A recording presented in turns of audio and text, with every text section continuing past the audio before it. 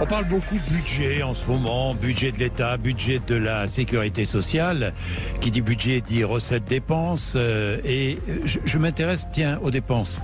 Est-ce que l'argent de nos impôts, mais lorsque je dis impôts, je n'oublie pas toutes les taxes, toutes les redevances. Il n'y a pas que l'impôt sur le revenu, parce que lorsqu'on parle d'impôt, on pense impôt sur le revenu. Non, il y a tout un tas de taxes et de contributions qui concernent absolument tout le monde. Est-ce que l'argent de nos impôts est bien utilisé? Est-il bien utilisé? C'est la question que je pose ce matin, parce que les dépenses publiques sont importantes en France, plus importantes qu'ailleurs en Europe. Alors, est-ce que cet argent est bien utilisé? Vous répondez évidemment 0826 300 300. Vous appelez, n'hésitez pas. Bien, Félix Mathieu. Regardons un peu des chiffres. Après, non, mais d'abord, je vais présenter nos invités. Tiens, ensuite, Félix, je vous demanderai quelques chiffres qui seront intéressants. Alors, nos invités qui sont ici avec nous. Plusieurs invités, dont Pascal Perry, que je connais fort bien, n'est-ce pas, mon cher Pascal? Bonjour Jean-Jacques, merci. Oui. Bien, nous avons Didier Labaronne, Pascal Perry qui est économiste. Nous avons Didier Labaronne aussi. Bonjour. Bonjour. Vous êtes rapporteur. C'est pas Didier, c'est Daniel. C'est Daniel Labaronne, pardon. Vous êtes rapporteur du budget à l'Assemblée nationale, hein, rapporteur. Je cherche la liste de mes invités, pardon, ça m'arrive. Hein. Et il va se présenter tout seul. Il va se présenter Christophe Rameau, qui est maître de conférence à l'Université Paris 1. Bonjour, Christophe Rameau. Christophe Rameau, vous êtes membre des économistes atterrés. Tout à fait. Pourquoi atterrés d'ailleurs? Vous êtes atterré, vous n'avez pas l'air d'être un homme atterré. Non, mais atterré par les politiques économiques qui sont nées depuis plusieurs décennies. Qui, de mon point de vue, vont à la fois contre la justice sociale et contre l'efficacité économique. Voilà. Vous êtes l'auteur de Pour une économie républicaine, une alternative au néolibéralisme, paru aux éditions de Buck. C'était cette année d'ailleurs, il y a quelques semaines. Bien, merci d'être avec nous tous les trois et merci de participer à ce débat. Je pose une question toute simple. Donc, est-ce que l'argent de nos impôts est bien utilisé? Eh bien, pour commencer, regardons un peu quelques chiffres. Félix Mathieu, dites-nous. Oui, selon le ministère... Allez-y. Ouais, le ministère de l'économie a pris un exemple concret. Si vous prenez 1000 € par exemple de ce que vous payez en impôts, il y en a un peu plus de la moitié qui revient dans la protection sociale de manière générale, 572 € qui servent à financer d'abord la retraite, puis la santé, les allocations familiales, puis le chômage et enfin les aides au logement. 95 € partent dans l'éducation nationale, 66 dans le fonctionnement des administrations publiques, 60 € dans ce qu'on appelle les ministères régaliens, l'armée, police, gendarmerie, justice. Sur ces 1000 € d'impôts, on aura aussi 58 € pour le ministère de l'économie, 47 € qui vont dans les équipements, les transports collectifs. Viennent ensuite 28 € dans la charge de la dette, 26 € pour la culture, 23 dans la recherche, 17 € pour l'environnement et enfin 8 € dans les infrastructures. Alors, je précise que ce sont des chiffres de 2019 qui ont légèrement changé, évidemment, dans le budget, le nouveau budget 2023, j'imagine. Monsieur le rapporteur. Oui, alors Daniel Labaronne. Peut-être préciser que je suis rapporteur de la mission Conseil et contrôle de l'État. Il y a d'autres missions et d'autres rapporteurs. Alors, à votre question, moi je crois qu'on a fait des efforts pour essayer de mieux utiliser l'argent public, mais je pense vraiment sincèrement qu'on pourrait encore faire mieux. On peut faire mieux. Ah oui, j'en suis intimement persuadé. Nous n'évaluons pas suffisamment l'efficacité de la dépense publique. Nous ne faisons pas suffisamment de contrôle sur la bonne utilisation de l'argent public. Et moi, je plaide pour que notre dépense publique soit mieux évaluée, qu'elle soit plus efficace, qu'elle soit peut-être plus écologique, dans une perspective de verdissement de la dépense publique. Et je suis intimement convaincu qu'on pourrait faire des économies. Qu'on peut faire des économies. Alors, est-ce que notre argent est bien dépensé? Qu'en pensez-vous, Pascal Perry? Moi, je pense qu'il y a, oui, en effet, un problème d'évaluation. Oui. Alors, on a toujours le sentiment en France qu'on paye beaucoup d'impôts et que, en face, les prestations sont pas à la hauteur. Moi, j'ai toujours été frappé dans les pays d'Europe du Nord que j'ai pu visiter. Je me rappelle avoir été en Suède une veille d'élection générale. Et tous les partis, mais tous sans exception, proposaient des augmentations d'impôts. Et quand on lisait dans la presse les sondages, les Suédois disaient oui, on est favorable aux augmentations d'impôts parce qu'ils voyaient leurs impôts, c'est-à-dire la traduction de leurs impôts. Donc on a peut-être un problème de pédagogie de l'argent public à faire en France. Il y a la question qui est liée, vous le dites, monsieur le député, à l'évaluation. Il y en a une autre, à mon sens, qui est liée à la complexité. Moi, je suis frappé de voir en France qu'on a un niveau de dépenses publiques qui est très élevé et donc un ressenti, si vous voulez, des citoyens qui est moyen dans ce domaine. Ils ont l'impression que ça n'arrive pas chez eux, ce qui est faux. C'est faux parce que la moitié, ce que vous avez dit tout à l'heure, la moitié des prélèvements obligatoires, c'est des cotisations sociales. Et il y a un truc qui s'appelle le revenu de remplacement en France, qui s'appelle la retraite, qui est quand même assez généreux, qui permet à une grande partie des seniors de vivre dans des conditions tout à fait honorables. Mais je pense qu'on a un problème qui est lié aussi à la complexité. La dépense en France, elle est amortie par le fait qu'il y a beaucoup de complexité. Je vous prends un exemple simple. Vous prenez dans un conseil municipal une délibération pour construire une école, une salle polyvalente, que sais-je. On vous dit au départ c'est 15 millions d'euros. Et puis il y a tellement de recours abusifs, il y a tellement de règles, de normes, 440 000 normes en France, que vous terminez non pas à 15 millions d'euros, mais au double pratiquement. Donc l'argent, il s'est perdu dans le circuit de la complexité. C'est là-dessus aussi qu'on doit faire des efforts. Donc simplification administrative indispensable. Oui, je vais peut-être donner un exemple de complexité. Juste un exemple. Moi, j'ai participé à l'inauguration de la rénovation d'un gymnase. Ça coûtait 2 millions d'euros, ce qui est pas excessif. C'est pas énorme, non? Il y avait un représentant pour les fonds européens qui avait participé, pour les fonds régionaux, pour les fonds d'État régionaux, fonds d'État départementaux. Il y avait un représentant du conseil départemental, il y avait un représentant bien évidemment de la mairie, et tout le monde se réjouissait pour dire « Oh, c'est formidable, on a réussi à se concerter ». Mais c'est-à-dire qu'on s'était réunis pour se dire on a réussi à se concerter. Oui, sauf qu'il y avait avec des déplacements qui suivent. Je n'imagine pas le temps consacré par tous ces organismes qui ont contribué à la rénovation de ce gymnase. Est-ce qu'il n'aurait pas été préférable qu'il n'y ait qu'un seul interlocuteur en face du maire? Voilà, quel gaspillage, pour pouvoir gérer son simplicité, bien évidemment. Bien, nous allons en parler dans un instant avec notre troisième invité, parce que il y a un autre chiffre que je voudrais mettre en avant. Taux de prélèvement obligatoire dans les pays membres de l'OCDE en 2020, en pourcentage du PIB. France 45,4, Royaume-Uni 33, États-Unis 24,5, Allemagne 38,8, moyenne des pays de l'OCDE 33,8, on est à 45,4. Les prélèvements obligatoires, ben ça comporte les impôts, les cotisations sociales et les taxes fiscales. Il faut le rappeler. Donc, taux de prélèvement obligatoire bien plus lourd, bien plus important en France qu'ailleurs. Ça vous inspire quoi? Alors d'abord, un point de méthode. Oui. Comment dire, notre président, il y a 2 jours, au cours de son intervention, a commis une bourde. Il a dit une bourde? Oui, une grosse bourde. Mais une bourde à sa décharge. C'est pas le premier à avoir fait ça. La bourde, c'est quoi? Et que la plupart des citoyens ont en tête. C'est l'idée que quand on dit que la dépense publique, c'est 59% du PIB, c'est le chiffre de 2021. Ce que la plupart des gens ont en tête, et ce que notre président a dit, il a dit, ben voilà, on prélève 59% de la richesse produite dans notre pays pour faire vivre des fonctionnaires, des transferts, etc. C'est faux. Je vous explique. En fait, la dépense publique, c'est 1500 milliards, c'est ça l'ordre de grandeur. Le PIB, c'est 2500 milliards. Mais il faut savoir que dans cette dépense publique, il y en a 1/5 seulement qui sert à faire vivre des fonctionnaires. 20%. Les 80% restants, ce sont des sommes qui sont effectivement prélevées, mais qui sont immédiatement reversées, soit aux ménages, les retraites d'abord, le RSA, les allocations de chômage, mais c'est d'abord les retraites.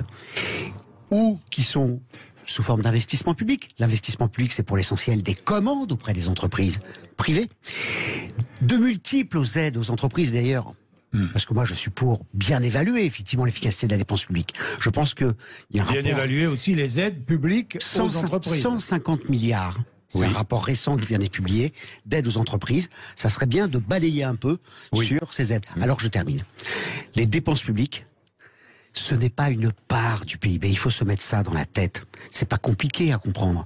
C'est pas une part. C'est-à-dire que quand on calcule la dépense privée, Jean-Jacques Bourdin, comme on calcule la dépense publique, vous savez à combien on arrive? À 200% de PIB de dépenses privées. Vous avez bien compris que quand les parts du gâteau font plus que le gâteau, c'est qu'on n'est pas en raisonnement en termes de parts. On peut dire les choses autrement. La dépense publique, vous savez quoi? Je dis pas qu'il faut le faire. Elle pourrait parfaitement être supérieure à 100% du PIB.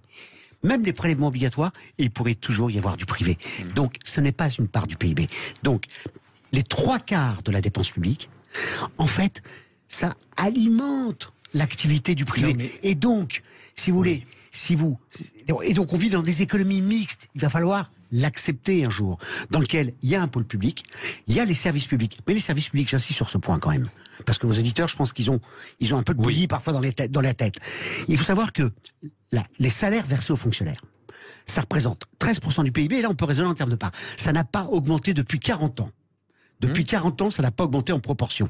Or, une société qui s'enrichit devrait consacrer plus d'argent pour l'éducation, pour l'hôpital public. Je vous fais pas un grand dessin sur la situation actuelle. Donc, il y a que, comment dire, la part, y compris des salaires versés aux fonctionnaires dans la dépense publique, qui était à 29% en 1980, on est passé à 21% aujourd'hui. C'est-à-dire qu'elle le série. Et donc l'essentiel de la dépense publique, soutient le revenu des ménages. Ça ne va pas dans les poches des fonctionnaires. C'est pas ça. Mais attendez, on n'a jamais dit que ça allait dans les poches. Mais vous l'avez dit, Christophe Rameau, on n'a jamais dit que ça allait dans la poche des fonctionnaires. La question que je pose, c'est la dépense publique est forte en France. Est-ce que on en a pour notre argent? C'est ça la question que je pose, qui est une question basique que se posent tous les Français dans l'utilisation de l'argent public.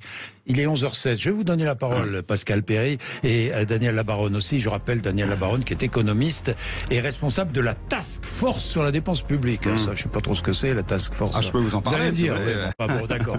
Il est 11h. Parlons de l'argent public, de notre argent, finalement, parce que il s'agit de notre argent.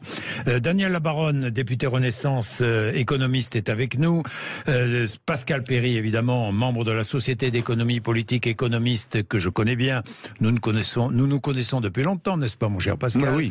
Et puis Christophe Rameau, qui est maître de conférence à l'Université Paris 1, membre des économistes atterrés, qui est aussi avec nous. Nous parlons de notre argent, l'argent public. D'abord, est-ce qu'il est mal dépensé? D'abord, peut-être une réflexion, puisque Christophe Rameau en revenait aux fondamentaux. Je voudrais rappeler qu'avant d'être public, chaque euro est privé. Oui. Il a été gagné sur le marché. Ensuite, il est distribué, il est partagé. Je ne suis pas. Ça s'appelle la fiscalité. Une toute petite. Vous savez qu'un fonctionnaire dans tous les pays du monde, c'est une convention de l'ONU qui établit les règles de comptabilité nationale, considère qu'un agent du public, dans tous les pays du monde, il contribue au PIB, il augmente le PIB. Non mais Christophe, toute la richesse ne vient pas du privé. Personne précision, autour de cette table mais on ne met pas en cause des fonctionnaires. Mais quand vous dites que tout vient du privé, c'est faux. Non, je dis, fonctionnaire avant d'être public, chaque euro est privé. Il a été gagné sur le marché. On ne peut pas démontrer le contraire. Mais non, pardon. Les impôts sur le revenu, la TVA, c'est le privé.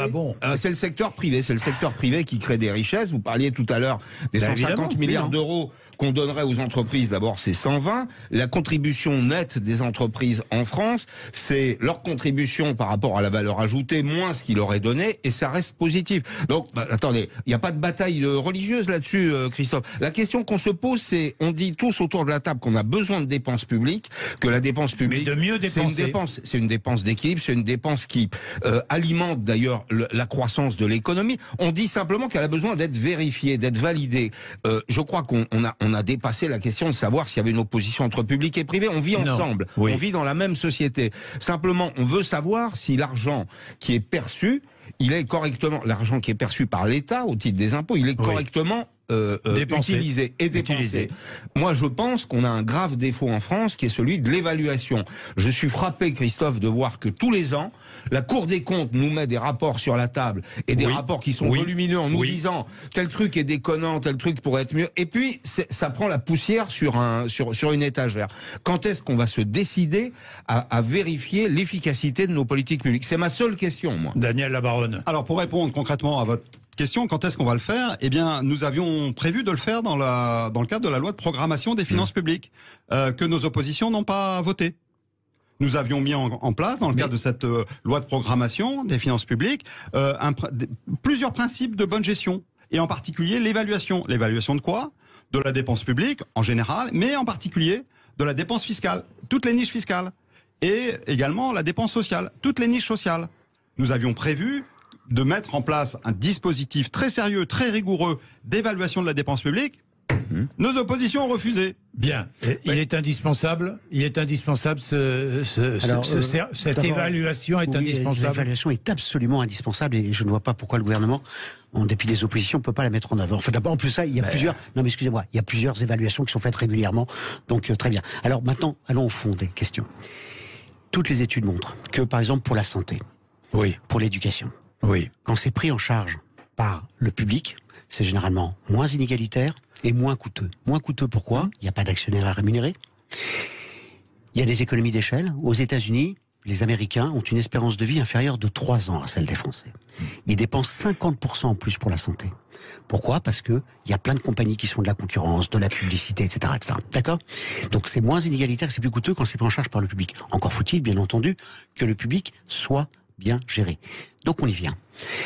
Dans la dépense publique, il y a plus de 200 milliards de subventions et transferts aux ménages et aux entreprises. Et encore, on ne comptabilise pas toutes les subventions et transferts, expliquez, ce sont les aides aux entreprises, les aides aux ménages, les aides sociales, par exemple. Et donc, je vous dis, s'il y a bien un domaine, et les niches, s'il y a bien un domaine où il faut évaluer la dépense publique, et il serait temps de le faire, ce sont ces multiples aides qui font qu'on a un capitalisme aujourd'hui qui est sous perfusion d'argent public, avec parfois des entrepreneurs, les mêmes, ou des dirigeants de syndicats patronaux, le MEDEF, faut pas le citer, qui à la fois réclament toujours plus de perfusion, et puis ensuite nous dit on n'a pas, les dépenses publiques sont trop élevées. Alors, je termine sur un point. La stratégie des gouvernements ces dernières années, et le gouvernement, enfin le premier quinquennat de Macron a été terrible de ce point de vue-là. Sous ce premier quinquennat de Macron, on a baissé les recettes de l'ordre de 65 milliards de façon pérenne chaque année. Baisse de l'impôt sur les sociétés, baisse des impôts de production, ISF et compagnie, 65 milliards, principalement au bénéfice des plus riches et des entreprises. Excusez-moi, laissez-moi terminer. Et alors ensuite, vous savez quelle est la stratégie? Vous savez quelle est la stratégie, Christophe Rameau, parce que je sens que vous suscitez vous savez quelle est la stratégie ensuite des libéraux, vos intervenants. La stratégie des libéraux. Dans un pays où on dépense 60%, laissez-moi finir, s'il vous plaît. Attendez, mais Christophe Rameau, limite, parce que vous faites long, là. Comment dire? Allez, la stratégie des libéraux consiste à dire après, donc on creuse les déficits à défaut de recettes, et après c'est la stratégie qui consiste à affamer la bête. On dit, ah là là là là, il y a des déficits, il faut taper dans les retraites, il faut taper dans les services publics, comme si, alors je vous pose une question à tous les deux. Vous considérez sérieusement aujourd'hui qu'il faut baisser les dépenses pour l'hôpital public, baisser les dépenses pour l'éducation, avec tous les problèmes de recrutement qu'on a? Répondez précisément à cette question, monsieur Perry. Oui, moi je pense qu'il faut en effet rationaliser les dépenses à l'hôpital public. Je ne m'explique pas, pardon, les piètres performances de l'hôpital public avec l'argent qu'il nous coûte aujourd'hui. Et allez-y, continuez. Non, mais ça, je vous le dis. Mais comment pouvez-vous dire, Christophe, dans un pays qui dépense autant d'argent, dans un pays, attendez, c'est fatigant ça. On dépense chaque année 70 à 75 milliards d'euros en termes d'assistance sociale non contributive, et vous nous parlez encore d'un pays ultralibéral, mais c'est un pays dans lequel on distribue 75 milliards sur 1500 milliards. Alors, donc les pauvres, attendez, les pauvres ils coûtent cher. Moi, j'ai une question. C'est pas les pauvres qui coûtent cher. Pardon, mais c'est les cotisations des entreprises, c'est les impôts des entreprises, les impôts des ménages qui permettent à l'État de redistribuer chaque année 75 milliards d'euros en termes de prestations sociales non contributives. Moi, j'ai une autre question à vous poser, puisque vous aimez les questions. Quand j'étais enfant, un instituteur rentrait ou un professeur des écoles rentrait avec 2,2 SMIC. Aujourd'hui, il rentre avec 1,1 SMIC. On dépense toujours autant pour l'école. Où est passé l'argent? Dites-le-moi. Où passe l'argent? C'est la question que je pose. Alors, allez-y, Daniel, la parole. Sur cette question-là. Non, mais c'est une bonne question que pose Pascal Perry. Oui, mais la baisse où passe l'argent? La baisse des taxes. Non, mais attendez, parce que là, notre collègue nous a dit, voilà, on a baissé les recettes. C'est faux. On a baissé les taxes et figurez-vous qu'on a augmenté les recettes. Pourquoi? Parce qu'en France, nous avons un principe fiscal complètement idiot, on doit être le seul dans les pays européens, qui consiste à avoir des bases fiscales d'imposition, donc très étroites, avec des taux très élevés. Ça ne fait pas rapporter, ça ne fait pas rentrer des recettes fiscales. Ce que nous avons mis en place, c'est l'inverse. C'est ce que font tous les pays développés. Nous avons élargi la base fiscale pour qu'il y ait beaucoup plus de gens qui contribuent fiscalement et nous avons baissé les taux. Résultat, nous avons plus de recettes fiscales. C'est vrai s'agissant de ce que nous avons fait sur la baisse des impôts sur le capital. Figurez-vous qu'on a recouvré plus d'argent en faisant ça. C'est vrai sur l'impôt sur les sociétés. Daniel Labaronne, mais tous les chiffres le montrent. S'il y a plus de recettes fiscales, c'est aussi parce qu'il y a moins de chômage, c'est aussi parce qu'il y a une activité plus importante, et c'est aussi la raison pour laquelle il y a plus de recettes fiscales. Mais pourquoi on a moins de chômage ? Mais parce que nous avons mis en place une politique d'offre qui a consisté à baisser justement les prélèvements sur les entreprises, et nous avons obtenu à la fois plus de recettes fiscales de la part des entreprises et une baisse des impôts. Bien, alors nous allons prendre Catherine qui nous dit que l'argent de nos impôts est mal utilisé. Pourquoi ? Nous allons écouter Catherine, ce qu'elle pense, mais il est déjà 11h28, on va faire une petite pause et nous revenons sur le sujet dans un instant. Allez. L'argent de nos impôts est-il bien utilisé ? C'est le débat que nous développons depuis tout à l'heure avec Daniel Labaronne, qui est député Renaissance, économiste, Pascal Perry, qui est économiste également, membre de la Société politique d'économie, et Christophe Rameau, qui est encore lui aussi économiste, maître de conférence à l'Université Paris 1 et membre des économistes atterrés. Catherine est dans le Lot-et-Garonne. Bonjour Catherine. Bonjour. Bonjour à tous. Alors, est-ce que l'argent de nos impôts est bien utilisé, Catherine ? Écoutez, comme beaucoup de gens, on constate tous les jours que des gens profitent de toutes les aides sociales pour pas travailler, sur les pôles emploi, après les arrêts de travail, après les accidents du travail, dès qu'ils reprennent. Il y a des gens qui vivent toute leur vie comme ça, de tout un système. Et je crois qu'ils se sont faits à tout ça. Et puis nous on paye, et puis c'est quand même inadmissible, quoi. Tout le monde le voit autour de soi. Est-ce que vous êtes, au-delà des aides sociales, Catherine, est-ce que vous êtes satisfaite du rendu des établissements publics, du public ? Je sais pas quand vous allez... Pas du tout, parce qu'il n'y a pas de... Il y a quand même des services publics qui fonctionnent très bien, Catherine. Ah oui, tout à fait. Écoutez, quand vous avez beaucoup de gens qui touchent des aides sociales et qui partent à l'étranger, qui sont payés en dehors, c'est pas très logique, de toute façon, tout ça. Non, c'est autre chose, ça, Catherine. Mais je vous demande, quand vous allez, vous, dans un établissement public, est-ce que vous constatez que ça fonctionne bien ? Oui, tout à fait. Il y a des choses qui marchent très très bien. Faut pas critiquer.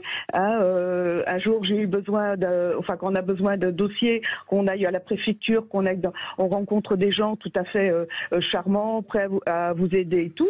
Et puis moi, ça m'est arrivé il y a peu de temps de demander quelque chose. On m'a trimballé de service en service pour arriver à un service où on m'a dit je vous donne rendez-vous.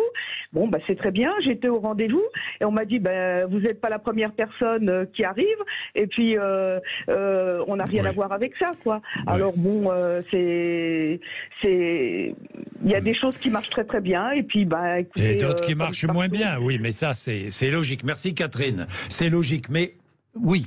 Je me mets toujours à la place de celles et ceux qui nous écoutent et qui utilisent les services publics, qui sont... Vous allez me regarder avec de gros yeux, j'ai clients des services publics. Oui. Usagers. Oui. Non, mais j'ai fait exprès de dire client. Christophe Rameau, cet argent public. On a pris l'exemple de l'école, on peut prendre l'exemple de l'hôpital public, on a pris l'exemple de l'hôpital public. Cet argent public pour être mieux utilisé, Christophe Rameau. Alors d'abord, pour répondre à votre auditrice, les pauvres en France, ça coûte pas cher, c'est le cas dans la plupart des pays au monde. Le RSA, ça fait vivre des millions de personnes, ça représente 13 milliards. On est à 13 milliards. Les retraites, c'est 330, 340 milliards. 340 milliards. Alors d'ailleurs, un point sur les retraites, il faut savoir qu'on devrait être fier en France. On est l'un des pays au monde où les retraités, sans rouler sur l'or, vivent le mieux. On est l'un des pays au monde où le taux de pauvreté est le plus faible chez les retraités.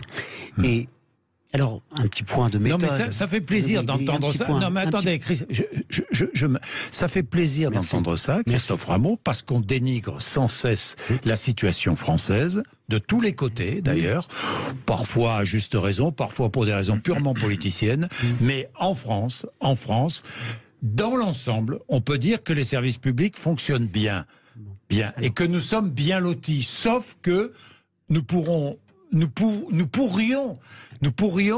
avoir à notre disposition un service public qui fonctionne mieux et moins cher. Je reviens sur l'éducation que vous avez évoquée tout à l'heure. Oui. 80% des dépenses d'éducation, c'est les salaires. Et donc, quand M. Pascal Perry évoque la situation, à juste titre, de détérioration du salaire des enseignants, et il nous dit pourtant la dépense d'éducation a augmenté, comment résoudre cette contradiction évidente? C'est tout bête, M. Pascal Perry. C'est ce que... En 1968, alors comment en 1968, il y avait 5% de bacheliers. Oui. On est aujourd'hui à 80%. Et donc, bien entendu, il y a plus de jeunes qui vont au lycée, qui vont à l'université. Et donc, il y a plus d'enseignants. Par contre, le problème, c'est qu'on n'a pas mis les moyens suffisants. C'est pour ça que j'essaie de vous faire comprendre que la dépense publique, elle doit être bien évaluée. D'accord? Il faut balayer sur certaines dépenses, en particulier les dépenses d'entreprise. J'ai pas eu de réponse ici sur ce plateau. Par contre, on manque aujourd'hui. Il y a eu de l'austérité terrible appliquée à l'hôpital et à l'éducation, et ça remet en cause à la fois la cohésion sociale dans le pays, et y compris, finalement, la compétitivité, si je puis dire, à long terme. Un pays productif, c'est un pays qui doit bien former ses jeunes. Or, aujourd'hui, il y a une austérité terrible qui est appliquée à l'hôpital et à l'éducation. C'est bien mais on joue à 2 contre 1. Excusez-moi de tirer un peu la corde. Mais c'est vous qui vous êtes mis, si ce n'est à 3. Vous êtes mis dans un corner, parce que si ce n'est à 3 contre 1. Moi, j'ai pas d'idéologie dans ce domaine. Qu'est-ce que vous dites, Christophe Rameau, là? Parce que ça, je peux pas l'admettre. Comment ça? Je peux pas admettre que vous disiez on est à 3 contre 1.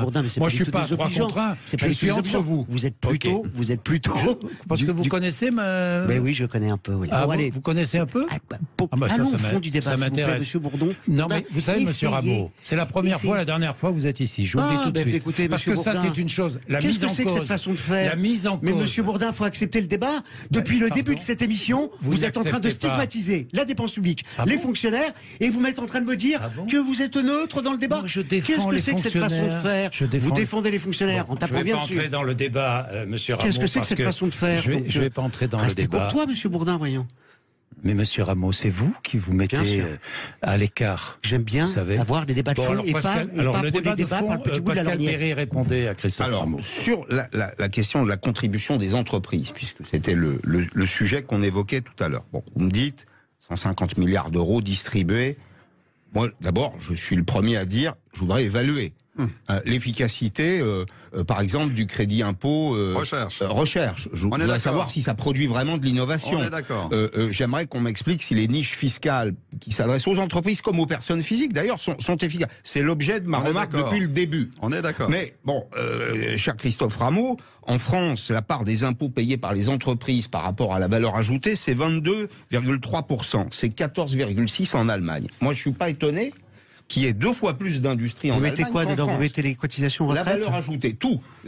C'est-à-dire les impôts et les cotisations sociales. Très bien. Bon, ça, vous vouliez un élément de réponse, vous en avez un. Je ne sais pas d'où sort ce chiffre qui n'a pas de sens, je vous assure. La direction générale des entreprises. Mais non, mais vous mettez pas toutes les cotisations. Vous mettez pas les cotisations salariées. Mais vous, dans vos cours, vous mettez ce que vous voulez. La direction générale des entreprises de Bercy, elle a ce classement. On va pas se battre sur les chiffres, messieurs. Pensez aux auditeurs. Tout à fait. Oui, mais les auditeurs sont aussi des gens qui ont un cerveau et qui sont capables de comprendre ce qu'on leur explique. Alors, donc sur les aides aux entreprises. Les aides aux entreprises. Refermons le dossier. Mais sur la question de l'éducation nationale, est-ce que, au fond, la faute, c'est pas celle qui consiste, c'est pas de la technique budgétaire. La faute, c'est celle qui consiste à dire, voilà, notre ambition collective, c'est amener 80% d'une classe d'âge au baccalauréat. Alors qu'il y a d'autres voies qui sont des voies parfaitement honorables, qu'on est en train de redécouvrir, les métiers techniques, les métiers manuels, le baccalauréat technique, l'apprentissage, qui éviterait d'ailleurs ces filières dans lesquelles on devrait imposer un numerus clausus. Moi, c'est pas en médecine que je voudrais un numerus clausus, c'est dans les matières qui conduisent à Pôle emploi.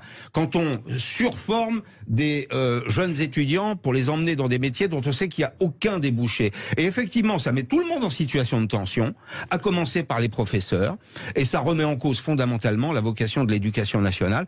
On voit bien effectivement qu'aujourd'hui, il y a un défaut de fonctionnement qui n'est pas simplement un défaut budgétaire. Bien, qu'est-ce que vous voulez dire, Daniel Labaronne? D'abord, moi, je voudrais rendre hommage à tous les fonctionnaires de ce pays qui font un travail formidable. Vous voyez, j'ai des enfants, j'ai été heureux qu'ils aillent à l'école gratuitement, à l'université gratuitement. J'ai un petit-fils en situation de handicap. Il est pris en charge à 100%. J'ai ma mère qui est dans un EHPAD. Voilà, avec une prise en charge aussi importante parce que Alzheimer. Et avec un personnel admirable. J'ai eu un petit pépin de santé, je suis allé à l'hôpital. Voilà, j'ai été pris en charge immédiatement par les urgences. Voilà où passe notre argent. Et je crois que beaucoup de Français reconnaissent l'efficacité de notre administration publique, des établissements publics, des établissements hospitaliers, mais également des mairies. Des communautés de communes où ils peuvent aller déposer leur permis de construire ou l'aménagement de leur abri de jardin, que sais-je. Donc c'est ça la dépense publique. Et puis nous sommes protégés par notre police, par notre gendarmerie, par l'armée. Tout ça, bien évidemment, ça coûte de l'argent, mais c'est de l'argent utile et nécessaire. Daniel Labaronne, c'est pas justement, on est bien d'accord sur l'efficacité du service public. Ce n'est pas la question. La question, c'est est-ce que on pourrait, avec la même efficacité, dépenser moins? Oui. Oui, j'en suis persuadé. C'est la question. Oui, j'en suis persuadé. C'est la question. Si vous voulez, nous avons une sorte de carré magique. Alors, comme il est magique, on n'arrive pas à l'atteindre. C'est la question de l'évaluation, on en a parlé. Oui. La question de l'efficacité de la dépense publique. Oui. Et là, il faut qu'on soit meilleur. Mais oui. Bon, parce qu'on dépense beaucoup d'argent. Je vais vous donner un exemple. C'est la dépense publique pour le logement. On parle peu et pas assez du logement, d'ailleurs. On dépense 2 fois plus que nos partenaires européens. Est-ce que nous sommes 2 fois mieux logés? Non. On a des problèmes pour les logements d'urgence, pour l'accession à la propriété, pour le logement des salariés, pour le logement des seniors. Bon. Et pourtant, on dépense énormément d'argent. Est-ce qu'il ne faudrait pas se mettre autour de la table et dire, bon, comment? Peut-être avec la même enveloppe budgétaire, je ne suis pas pour la réduire, mais faisons en sorte que cette enveloppe budgétaire, elle nous permette de réduire, de résoudre nos problèmes de logement. Député, vous savez que toutes les activités subventionnées par nature produisent de l'inflation. Oui, qu'est-ce qui se passe? Voilà. Le propriétaire d'un logement sait que tel ou tel locataire bénéficie de telle ou telle aide. Il dit, je vais en prendre une partie, je vais même essayer d'en prendre le maximum. Tout ça, ça produit quoi? Ça fait monter les prix. Est-ce que cet argent public dépensé, il est utile? Non. Moi, je pense pas. Bien sûr que non. Oui, Diramond. Comment dire? Il y a d'abord, je pense qu'il faut vraiment faire œuvre. D'abord, je vous remercie, monsieur le député, d'avoir fait l'éloge de la fonction publique. Le ton a un peu changé par rapport au début de l'émission, mais c'est très bien.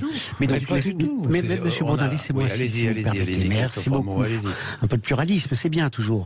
Donc, en matière de, par exemple, vous avez évoqué les EHPAD. Qu'est-ce qui s'est passé ces derniers mois? Vous pas faire un grand dessin, vous avez dû en parler longuement. Eh bien, on s'est rendu compte que dans le secteur des EHPAD qui sont subventionnés sur fonds publics, il y a une partie des EHPAD, pas tous, qui sont privés, où il y a des dérives absolument effroyables. Donc là, effectivement, il y a un besoin d'évaluation de fonds publics qui financent des activités privées où il y a une prédation absolument terrible. Sur la complexité, il faut savoir que, en matière d'utilisation des deniers publics, je vous assure que pour engager un denier public, il faut vraiment signer 5-6 formulaires. On peut, dans les entreprises privées, ça serait bien qu'on ait une évaluation du mode de fonctionnement des hauts cadres dirigeants, de leurs frais, de leurs frais de gestion, les comités d'entreprise, les jets privés, etc., les voitures de fonction. Vous voyez ce que je veux dire? Donc, balayons. Le public doit être bien géré. C'est un défi à relever. Ça va pas de soi, bien entendu. Donc, le public doit être bien géré. Mais moi, ce que j'essaye de vous faire comprendre, c'est que sur tous les postes, en matière d'éducation, de santé, de logement, par exemple, sur le logement, on dépense beaucoup d'argent public pour soutenir les acteurs privés, y compris les propriétaires privés. Or, en matière de logement social, on a un vrai problème là. Les promesses, y compris d'Emmanuel Macron, qui consistent à dire il faut construire 500 000 logements par. On est vraiment indépendamment. Sarkozy, oui, très bien, mais indépendamment de la crise du Covid, on est largement en dessous, avec une différence importante par rapport à d'autres pays, qui est qu'on a une situation démographique qui est quand même meilleure, et donc on a plus de problèmes de logement. Et donc, à nouveau, on s'aperçoit que sur ce domaine, il y a besoin à la fois d'acteurs privés, bien entendu, mais il y a besoin aussi d'intervention publique. Donc il faut réhabiliter cette idée que nous vivons dans des économies mixtes, dans lesquelles l'intérêt général, il ne doit pas être capté par des acteurs privés.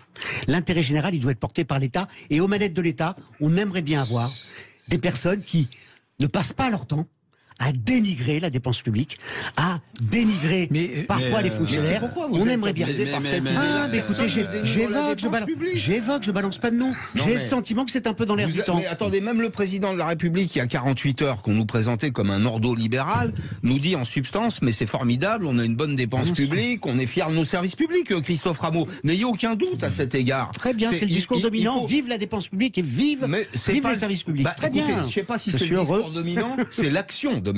Oui, bien. Ça, il la est dépense 11h46, un peu de pub et nous terminons ce débat et j'aimerais que vous appeliez 0826 300 300. À tout de suite. Nous terminons ce débat sur l'utilisation de l'argent public. Daniel Labaronne, que vouliez-vous dire à l'heure où l'on en est dans ce débat? Moi, je crois qu'il faut avoir aussi en tête que nous avons une dette publique à 3 000 milliards d'euros. Oui.